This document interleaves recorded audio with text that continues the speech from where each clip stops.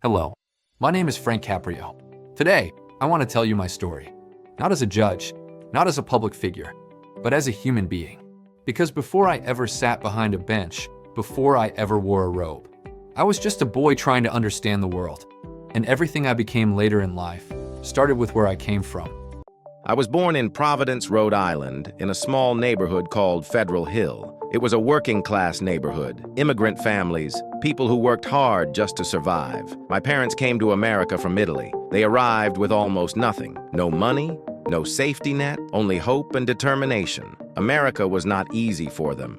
They didn't speak perfect English. They worked long hours for very little pay. But they believed this country offered something priceless: opportunity. My father worked as a milkman. Every morning, he woke up before sunrise. While the city was still asleep, he was already working. I remember winter mornings. Snow on the ground, cold air cutting through your bones. He still went out. Rain, snow, sickness. It didn't matter. He carried heavy bottles of milk from door to door, earning just enough to keep us going. And not once did I hear him complain. My father was a quiet man. He didn't give long speeches. He didn't lecture. He taught by example. One day I went with him on his milk route. I watched him deliver milk to a customer who couldn't afford to pay. The man was embarrassed, ashamed. My father didn't raise his voice. He didn't judge. He simply smiled and said, "Pay me when you can." At that moment, I learned something more important than money. I learned about dignity. That lesson stayed with me my entire life. My father showed me that kindness is not charity, it is respect. And when you respect people, you change how they see themselves. My mother was different. She was strong, disciplined, focused. She believed education was the key to freedom. She pushed me to study. She pushed me when I was tired. She pushed me when I wanted to quit. She would say, "Education is something no one can take away from you." Our house was small. Our kitchen table became my classroom. Late nights, books spread out, sometimes frustration, sometimes doubt. But quitting was never an option.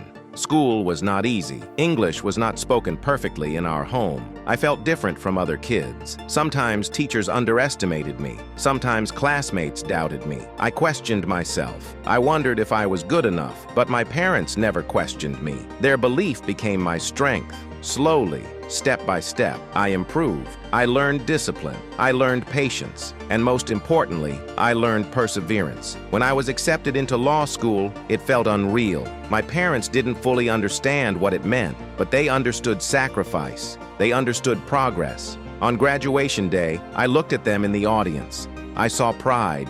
I saw tears. That moment was not just mine. It belonged to them. When I became a judge, I took my oath seriously. But I also made a personal promise. I promised myself that I would never forget my roots. Because power can make people forget what it feels like to struggle. I didn't want to become distant. I didn't want to become cold. Every person who stood in front of me was nervous. Some were scared. Some were ashamed. Some felt hopeless. I saw myself in them. I saw my parents. I listened. I believed listening was the most important thing a judge could do, because sometimes people don't need punishment. They need understanding. An elderly woman on a fixed income, choosing between paying a fine or paying for heat. A single mother late for work, trying to feed her children. A young man who made one mistake and feared it would define his life.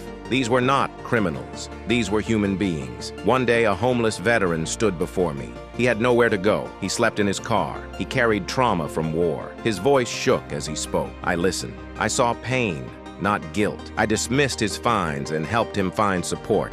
That moment touched millions. But for me, it was simply the right thing to do. Suddenly, videos of my courtroom spread across the world. People called me the kindest judge. But I didn't change. I wasn't performing. I was being myself. Not everyone agreed. Some said I was too soft, too emotional. But kindness is not weakness. It takes courage to care. Later in life, I was diagnosed with cancer. It slowed me down. It made me reflect. Life became more precious. Every moment mattered. Justice is not about control. Justice is balance. The law must be firm, but it must also be fair. Mercy gives the law meaning. I never wanted fame. I wanted to make my parents proud. Be kind. Be patient. Never forget where